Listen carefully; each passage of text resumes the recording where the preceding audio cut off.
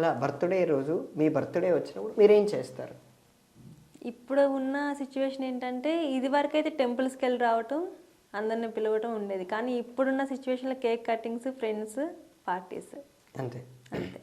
కానీ ఈ పార్టీస్ అనేటువంటిది, కేక్ కటింగ్ అనేటువంటిది మీ సంస్కృతి కానప్పుడు ఎందుకు ఆచరిస్తున్నారు? లోకం ఆచరిస్తుందండి, అందుకు నేను ఆచరిస్తున్నాను. అంతే. అంతేనా? చైనాలో చైనీయ భాష తప్ప వేరే భాష మాట్లాడరు. అందులో చాలామందికి ఇంగ్లీష్ వచ్చు. ఉదాహరణకు చైనా ఫారెన్ మినిస్టర్ ఉన్నాడు.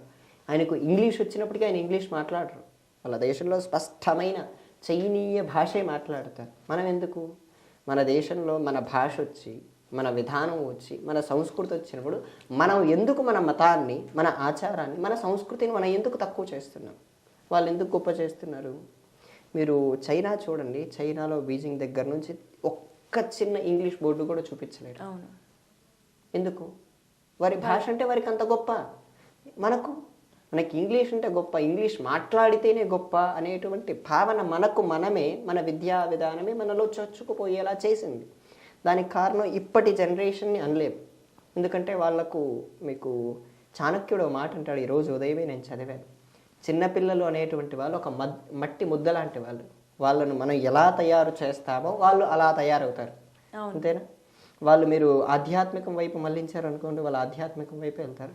మీరు ఆర్మీ వైపు మళ్ళించారనుకోండి, ఆర్మీ అంటే ఆర్ఎస్ఎస్ ఇటువంటివి దేశ భావజాలాలు కల్పించారనుకోండి, ఇటువైపు మాత్రమే వాళ్ళ భావజాలు ఉంటాయి.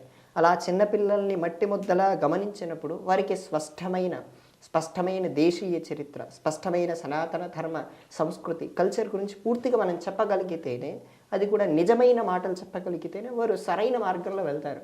లేదా ఇప్పుడు భారతదేశపు యువత పరిస్థితి చాలామంది చూడండి. నేను 3 రోజుల కిందట ఒక ప్రవచనం చేసి రాత్రి లేటుగా ఇంటికి వెళ్తున్నాను. 11:30, 12 అయిపోయింది.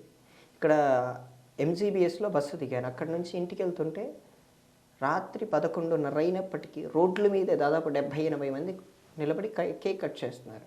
అవును. అంటే ఆ రోడ్ల మీద కట్ చేసుకునేటువంటి కల్చర్ ఏంటి? ఎవరైనా వెళ్తుంటే వాళ్ళని గట్టిగా అరిచి ఇబ్బంది పెట్టడం ఏంటి? ఇవన్నీ మన సంస్కృతేనా? కాదు.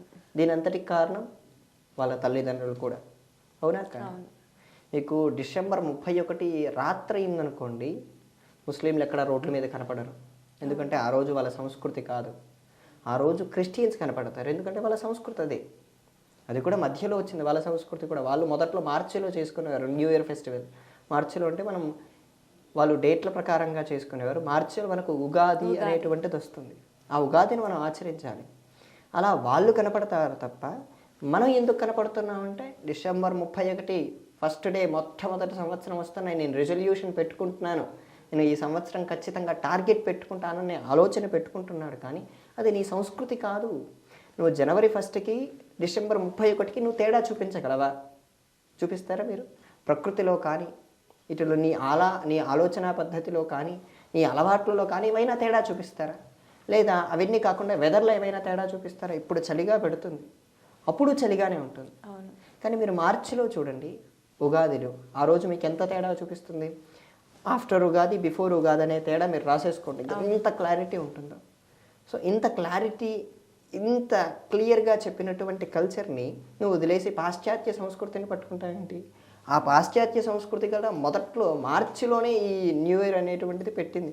మధ్యలో వచ్చారు ఇదంతా మన విద్యా విధానం, మన తల్లిదండ్రులు మనకు బోధించకపోవడమే చాలా పెద్ద తప్పు.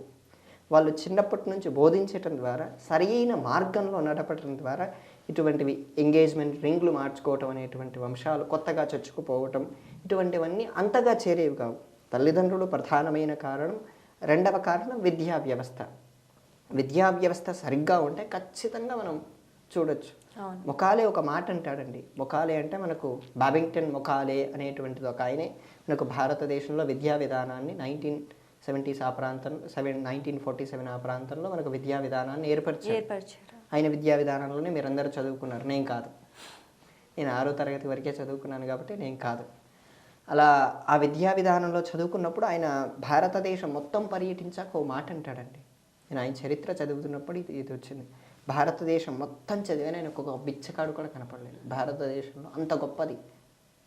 భారతదేశం మొత్తం తిరిగినా సరే ఒక్క బిచ్చకాడు కనపడలేదంటే ఎంత గొప్ప సంస్కృతి, ఎందుకంటే మీకు అన్నదానం వంటివి హిందూ ధర్మంలో ఎక్కువ చేస్తారు, అవునా కదా? అవును. ఉదాహరణకు మీ బర్త్డే జరిగింది అనుకోండి, మీకు కొంచెం ఉదార బుద్ధి ఉందనుకోండి, మీరు అన్నదానమే చేస్తారు ఫస్ట్. అవును.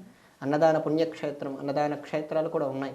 రోజు కొన్ని వేల మందికి హిందువులే అన్నదానం చేస్తున్నారు. అందువల్ల ఆ క్షణంలో బిచ్చగాడు అనేటువంటి థాటే ఎవరికి ఉండేది కాదు. అంత గొప్ప ఉదార బుద్ధి కలిగిన మనము ఎవడో ఒకడు విద్యా విధానాన్ని ప్రారంభించటం ద్వారా దాని నిజానిజాలు కూడా కొంచెం కూడా తెలుసుకోకుండా అదే నిజమని గుడ్డిగా నమ్ముతూ వెళ్తున్నటువంటి మనకు ఈరోజు ఇంత దుస్థితి కారణం. ఈ ఉంగరాలనే మార్పుకు ఇంత పెద్ద స్టోరీ చెప్పాల్సి వచ్చింది.